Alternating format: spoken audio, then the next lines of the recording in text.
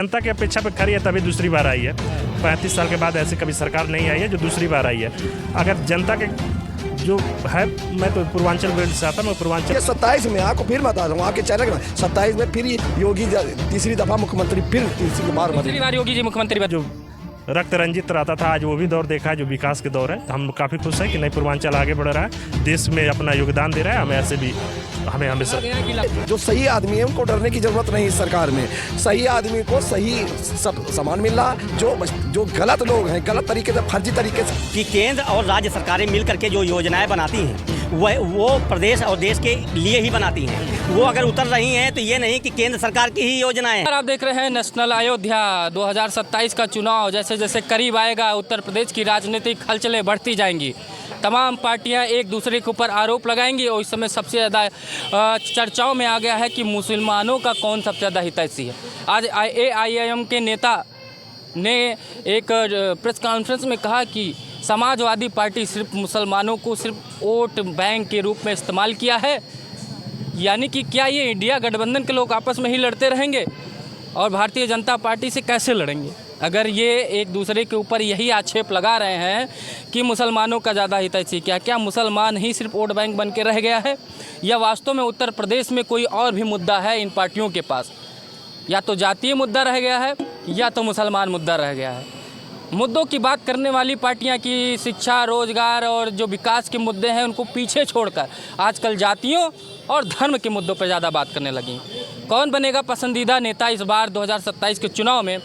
बाबा जी योगी आदित्यनाथ जो उत्तर प्रदेश के मुख्यमंत्री हैं, क्या वो तीसरी बार हैट्रिक मारेंगे, या अखिलेश यादव जो उनके पार्टी के नेता लोग कह रहे हैं कि 27 के सत्ताधीश, या मायावती जी की भी कहीं ना कहीं एंट्री होती दिखाई दे रही है? और कांग्रेस कहाँ दिखाई देगी? क्योंकि लोकसभा के चुनाव में तो अच्छा उन्होंने अपने हिसाब से अच्छा ही किया था, और 2027 में इंडिया गठबंधन में फूट दिखाई दे रही है। क्योंकि कांग्रेस के नेताओं ने जिस तरीके से अभी समाजवादी पार्टी के ऊपर आरोप लगाए, इन्हीं तमाम मुद्दों पर आइए बात करते हैं। 2027 किसका है 2027 फिर बीजेपी का है और ट्रिपल इंजन की सरकार बनेगी। हाँ, ये है कि सरकार में कुछ अधिकारी जो है भ्रष्ट हो गए हैं, उनके ऊपर लगाम लगाएगी सरकार, और साल 2 साल के अंदर अगर लगाम नहीं लगा पाएगी तो मुश्किल बढ़ेगी, और 27 में सरकार फिर बीजेपी की बनने वाली है। हाँ, अभी मैं प्रकरण बता दूँ, बस्ती का एक प्रकरण है, उसमें पुलिस विभाग, ये देखिए, पुलिस विभाग द्वारा कहा गया, एक कास्ट फैमिली है, उसको ये कहा जाता है कि ठीक है, आपके पक्ष में फैसला आया है, SDM के द्वारा फैसला आया है और इसका निर्माण जो है आप मिट्टी उट्टी अपने ज़मीन पे गिरवा लीजिए। कुल मिला के उस पर प्रशासन ने कार्रवाई? हाँ, प्रशासन नहीं, प्रशासन ने ऑथराइज किया। फिर वो परिवार मिट्टी गिरा रहा था। गिरफ्तार हुए?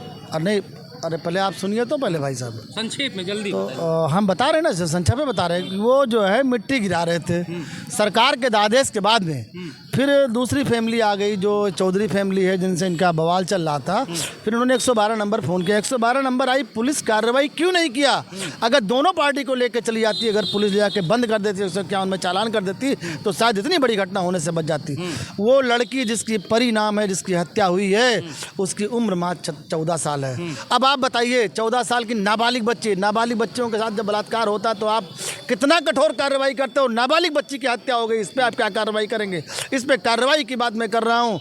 जितने भी दोषी हैं, 12-14 लोग दोषी हैं, 6-7 लोग पकड़े गए हैं, और मेरी सरकार आपसे दरखास्त है कि आप इन दोषियों को पकड़ करके इनकी दोनों आंखें फोड़ दीजिए और दोनों हाथे काट दीजिए। आप चाहते हैं कि जैसा किया है वैसा उनको सजा मिले? हाँ, ऐसी सजा मिले, मौत। देखिए, आप फांसी दे देंगे तुरंत खत्म हो जाएगा, फांसी नहीं देना है आपको। ऐसी सजा दीजिए जो नज़ीर बने और भविष्य में कोई ऐसी घटना करने के लिए तैयार ना हो। ठीक है, आइए मुनीलाल जी, इधर आइए।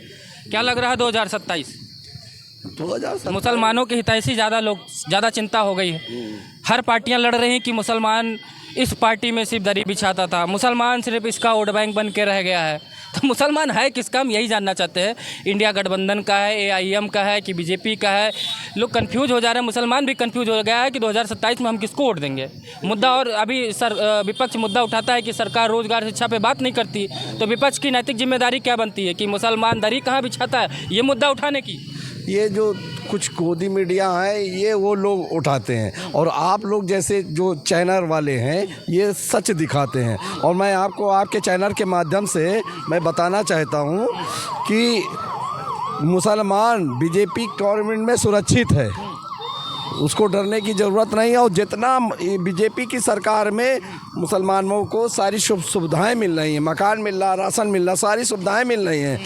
हाँ, जो दुराचारी हैं, भ्रष्टाचारी हैं, तो वो कोई भी सरकार आएगी वो बर्दाश्त नहीं करेगी। कोई जाति, यहाँ मुसलमान की बात, कोई भी आपको लग रहा है सरकार बिना मतभेद किए हर जाति पंथ के लोगों को बराबर योजनाओं का लाभ पहुंचा रही है? लाभ उनको मिल रहा है जो सही आदमी है, जो गलत आदमी है उनका लाभ आप मीडिया हैं, आप भी ऐसे लोगों का जो है नहीं दिखाएंगे। जो आप वही खबर दिखाते हैं जो सच्चाई है और जो हकीकत है वो आप दिखा भी रहे हैं, और आपके चैनल के माध्यम से बता दे रहे हैं जो सही आदमी है उनको डरने की ज़रूरत नहीं। इस सरकार में सही आदमी को सही सब सामान मिल रहा है। जो गलत लोग हैं, गलत तरीके से, फर्जी तरीके से आधार बनवा लिए, फर्जी ODID बनवा लिए हैं कि वो सुविधाओं लेने के लिए, उनके ऊपर जांच हो रही, उनको सब कुछ बंद कर। जो सही आदमी है उसको डरने की जरूरत नहीं। और ये 27 में आपको फिर बता रहा हूँ, आपके चैनल के 27 में फिर योगी तीसरी दफ़ा मुख्यमंत्री, फिर तीसरी बार योगी जी मुख्यमंत्री बनेंगे आपके हिसाब से? आइए, इन्होंने भी तो अपनी डिटेल दे दी कि तीसरी बार योगी जी मुख्यमंत्री बनेंगे। हमने भी एक सवाल उठा लिया, क्योंकि AIM हुए या कांग्रेस हुआ या समाजवादी पार्टी इसी में लगे हुए हैं कि मुसलमानों का हितैषी कौन है। यानी कि अब मूलभूत सुविधाओं से या जो जनता से सरोकार वाले मुद्दे हैं वो सब भूल भाल के अब विपक्ष और सत्ता पक्ष ये पूछेगा कि कौन से बिरादरी के लोग या कौन सी जाति के लोग किसके लिए दरी बिछाते हैं। आप इधर आ जाइए। सबसे बड़ी बात है जनता जिसको चाहेगी वही मुख्यमंत्री बनेगा। यहाँ तो जनता जिसको चाहती वो प्रधान बनता। दूसरी बात, मुसलमान के जो इसमें अपना सही देखें, जिसका अपना हितैषी लगे, जिसको उनको अपना एजुकेशन जिसमें सुधार लगे, उनकी जो मूलभूत सुविधाएं हैं जो सरकार उनको मानती है वो अपना उसको नेता माने। दूसरी बात, किसी के पक्ष या विपक्ष में नहीं, जिसका उनका स्वतः वो अपना है, स्वतंत्र है, वो जिसका अपना अच्छा लगे उनको, चाहे जो भी बोलेंगी वो अपने दायरे। लेकिन उनको भी तो लगता है ना कहीं कहीं बीजेपी हमारे साथ कहीं गलत करती है, या उनको बरगला दिया जाता है या उनको वास्तव में लगता है बीजेपी उनके लिए गलत।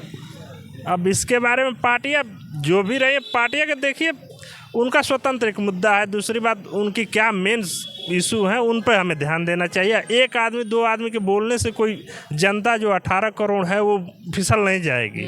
उनका हर आदमी का दिक्कत क्या है, एक यूथ पे क्या दिक्कत है, उस पर होना चाहिए। सरकार क्या लग रहा है 8 सालों में योगी जी ने कार्यकाल में अपने उत्तर प्रदेश में जो जनता की अपेक्षा थी, क्या वो उस पर खरे उतर रहे हैं? जनता की अपेक्षा पे खरी है तभी दूसरी बार आई है। 35 साल के बाद ऐसी कभी सरकार नहीं आई है जो दूसरी बार आई है। अगर जनता के जो है, मैं तो पूर्वांचल बेल्ट से आता, मैं पूर्वांचल में जो हुआ है विकास हुआ है उसका मैं तारीफ कर। पूर्वांचल के आज बता देता हूँ, पूर्वांचल एक्सप्रेसवे का, गोरखपुर लिंक एक्सप्रेसवे का आज उद्घाटन हुआ है। क्या लग रहा है विकास? पूर्वांचल में हमने वो भी दौर देखा है जो रक्त रंजित रहता था, आज वो भी दौर देखा है जो विकास के दौर है। तो हम काफ़ी खुश हैं कि नई पूर्वांचल आगे बढ़ रहा है, देश में अपना योगदान दे रहा है। हमें ऐसे भी हमें हमेशा गया कि लखनऊ से जो दूरी गोरखपुर की 5.5 घंटे में तय होती थी, वो लिंक एक्सप्रेसवे बन जाने से मात्र 3.5 घंटे में लोग पहुँच। हाँ, ये बहुत बढ़िया चीज़ है। दूसरी बात, कई पूर्वांचल में एक्सप्रेसवे बने हैं, कई योजनाएं आई हैं जो पहले की सरकार ने थोड़ा ध्यान दी होती तो पूर्वांचल के लोग काफ़ी विकसित हुए होते। गन पे नहीं विकास होता, हमेशा राइट पे ही विकास अब होता। गन पे विकास नहीं होगा, अब जो है विकास पे होगा, सड़कों पे होगा, शिक्षा पे होगा, रोजगार पे होगा, स्वास्थ्य पे होगा। क्या लग रहा है वास्तव में योगी जी खरे उतरे हैं?